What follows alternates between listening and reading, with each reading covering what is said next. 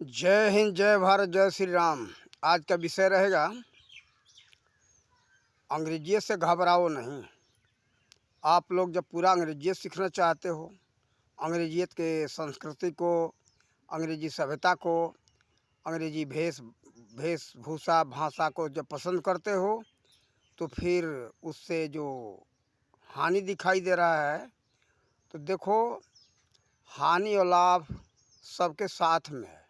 ये नहीं है कि लाभ ही लाभ, किसी से भी ऐसा नहीं है कि लाभ ही लाभ हो। जिससे लाभ होता है उससे हानि भी होता है। इसलिए अंग्रेजियत से घबराओ मत। अंग्रेजियत अगर सीख रहे हो, अंग्रेजियत के पीछे पड़े हो, अब आप लोगों को अंग्रेजियत बहुत पसंद है, तो अंग्रेजियत के जो हानि है, हानि को तो लेना ही पड़ेगा, साथ में उसका तो भुगतान करना ही पड़ेगा। ऐसा नहीं है कि केवल लाभ ही लाभ ले लो, हानि नहीं। आप लोगों को मौज मज़ा चाहिए, अश्लीलता चाहिए, यही आप सब लोग चाहते हो।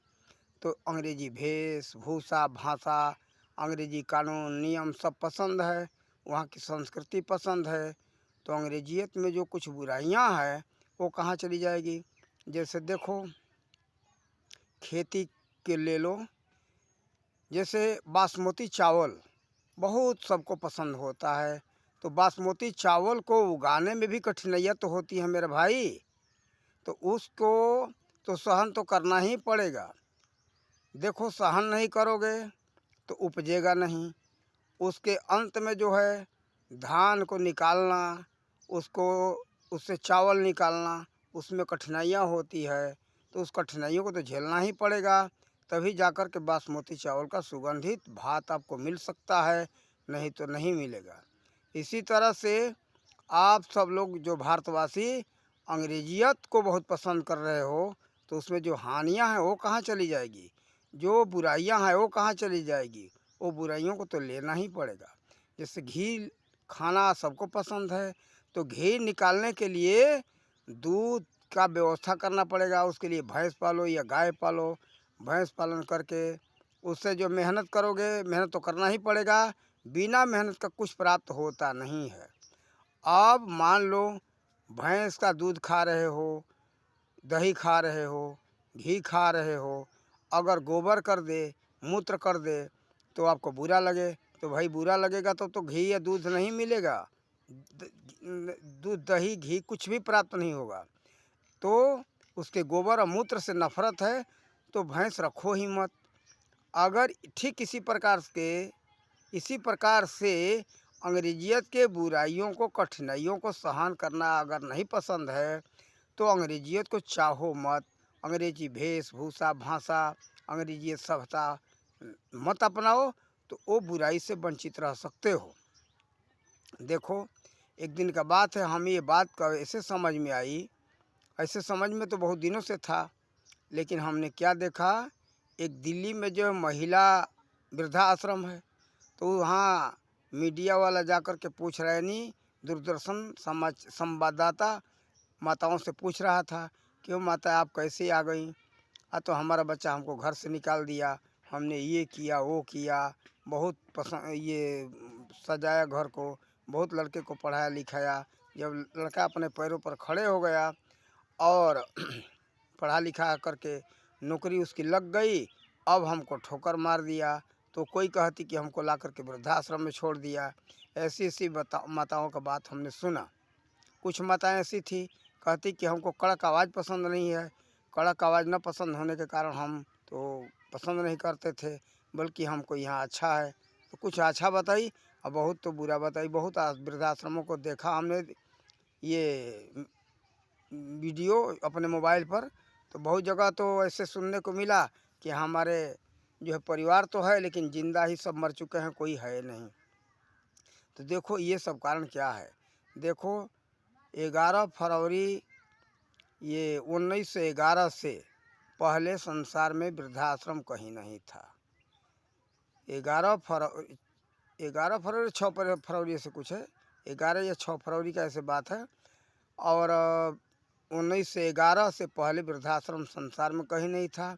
लेकिन जब से इंग्लैंड का नकल लोग जिस देश के लोग करने लगे, तो इंग्लैंड का नकल करने का नतीजा ये हुआ कि बच्चे माँ बाप को ठुकरा देते, बच्चे अपने माँ बाप को साथ में नहीं रखते। कारण है कि वहाँ के बड़े बड़े जो दार्शनिक हुए हैं वो कहते हैं कि अगर जीवन का आनंद लेना है, स्त्री पुरुष दोनों जीवन का आनंद लेना चाहते हैं, तो बच्चों को साथ में मत रखो, किसी को साथ में मत रखो, अलग रहो, अकेले रहो, तभी जो है जीवन का आनंद ले सकते हो, भोग विलास का मौज मस्ती आनंद से ले सकते हो। और ये सब एकांत में रहने पर ही हो सकता है।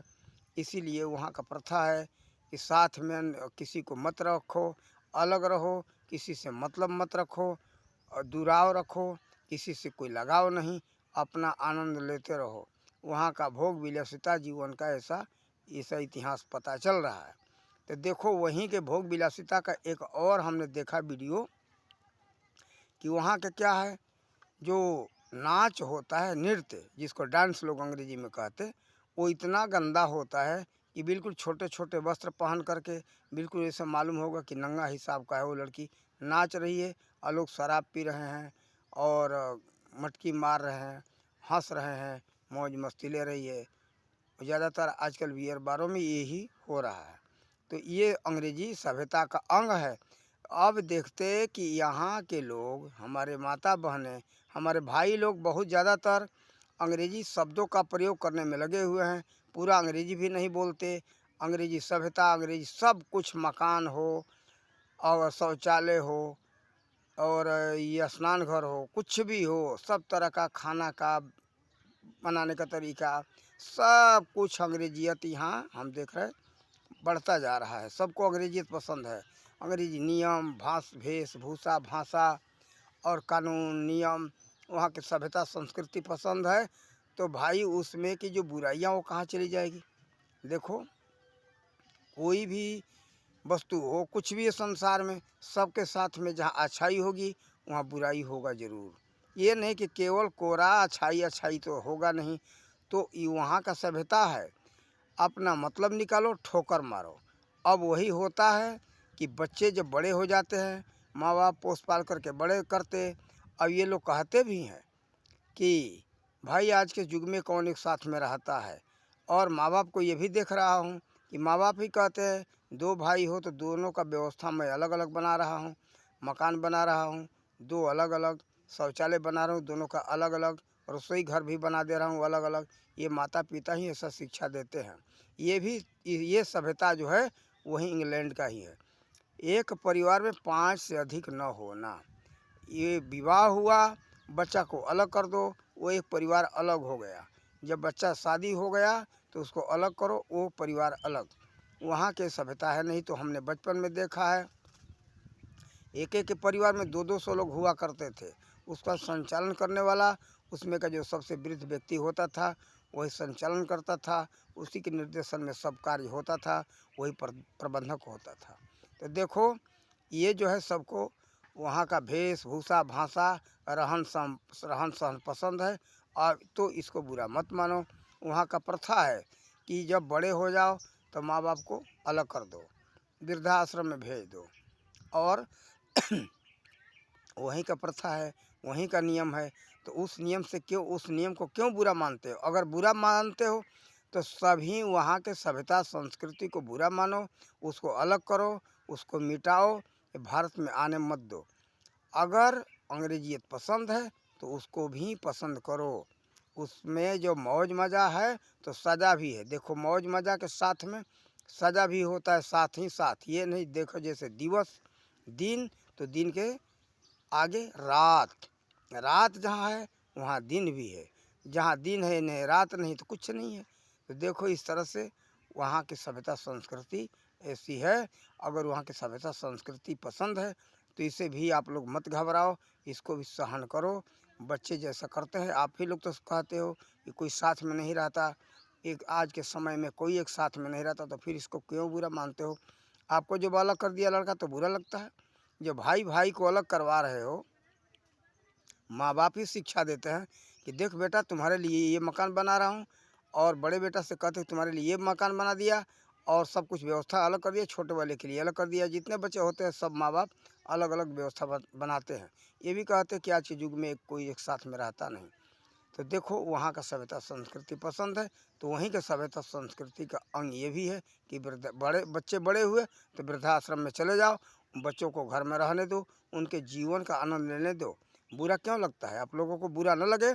अगर ये बात बुरा लगता है तो अलग होने का शिक्षा मत दो और भारतीय सभ्यता संस्कृति को अपनाओ। भारतीय सभ्यता संस्कृति में था कि संगठित परिवार होता था। संगठित परिवार में जो आनंद है अलग में आनंद नहीं है।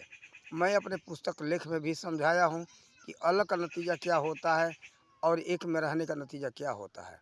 एक में रहने का नतीजा ये है कि शरीर पर बीमारी भी हो गई तो आपको आराम मिल जाएगा, घर के काम बिगड़ेगा नहीं, मजदूर लगाना नहीं पड़ेगा। तो देखो सब बचत होता है, शरीर को आनंद मिलता है और आराम मिल जाता है, कोई परेशानी नहीं आती। कोई परेशानी आ जाता है तो सब लोग संगठित परिवार मिल करके उसको संभाल लेते हैं, कोई कठिनाई किसी के ऊपर अधिक आता नहीं है। देखो भारत में परंपरा रहा है एक साथ में रहने का। देखो आज तो है कि भाई भाई के यही सभ्यता है वहीं का, कि भाई भाई लड़ते हैं और थोड़े थोड़े संपत्ति के लिए, लेकिन भारत की सभ्यता ऐसी नहीं रही है। अगर ये बात देखना है तो श्री राम जी के जीवनी से देखो, उनके भरत जो भाई को राज दे दिया गया था, छोड़ करके चले गए थे, लेकिन भरत जी ने उस राज्य को स्वीकार नहीं किया और राम जी के जा करके खोज करके उनको चरण पादुका लेके आए। जब राम जी को लेकर के आना चाहते थे लेकिन राम जी नहीं आए तो चरण पादुका माने कि भाई मांगे भरत जी के भाई, आप हमको कम से कम चरण पादुका दो, आपके चरण पादुका को जो है गद्दी पर रख करके हम सेवा करेंगे राज्य का, लेकिन हम खुद राजगद्दी नहीं संभालेंगे। तो देखो ये हमारी भारतीय सभ्यता है। इस तरह से देखो पांचों पांडव थे, पांचों पांडव कैसे रहे? उन पांचों पांडव के बीच में एक केवल द्रौपदी थी, लेकिन कितना अच्छा से जीवन गुजरा।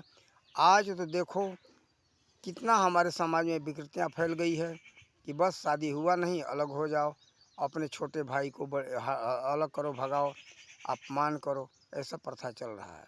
लेकिन देखो ये गलत है। आप लोग अगर सुख शांति से जीना चाहते हो तो भारतीय सभ्यता संस्कृति के अनुसार से जियो। भारतीय सभ्यता संस्कृति सबसे अच्छा है, दयालु है और सबके कल्याण चाहने वाला है। इसलिए आप लोग भारतीय सभ्यता संस्कृति को अपनाओ और अंग्रेजियत को हटाओ। अगर अंग्रेजियत को चाहते हो तो उसमें जो बुराइयां हैं वो कहाँ चली जाएगी? उदाहरण दिया जैसे दिन और रात दोनों साथ में रहते हैं, तो जो है उसमें के जो अच्छाई है तो अच्छाई के पीछे बुराई भी है। तो बुराई से घबराओ मत।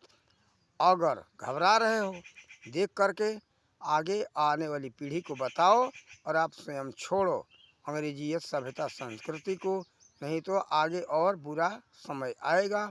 आप सबको इसी तरह से वृद्धाश्रम में रहना पड़ेगा और बच्चों से अलग रहना पड़ेगा। बहुत माँ बाप को हम सुनते कहते कि बच्चे तो बड़े हो गए लेकिन हमको छोड़ करके चले गए, हमको अलग कर दिए, घर से निकाल दिए। यही है देखो विदेशी सभ्यता, अंग्रेजी इंग्लैंड का सभ्यता है ये, और किसी देश के सभ्यता के बारे में सब पता नहीं चल रहा है, लेकिन इंग्लैंड के सभ्यता के बारे में सब पता चल रहा है। तो देखो इंग्लैंड के सभ्यता सबको पसंद है पूरे विश्व को, तो इसीलिए वो जो आनंद मिल रहा है तो आनंद के साथ में दुख भी मिलेगा। आनंद मज़ा जहाँ है वहाँ सज़ा भी है। तो सज़ा नहीं पसंद है तो भारतीय सभ्यता संस्कृति को अपनाओ। और हम अगर आगे समझ में आएगा तो इससे भी अच्छा वीडियो बनाएंगे अंग्रेजी सभ्यता संस्कृति के संबंध में। और अपने वाणी का विराम देते। जय हिंद, जय भारत, जय श्री राम।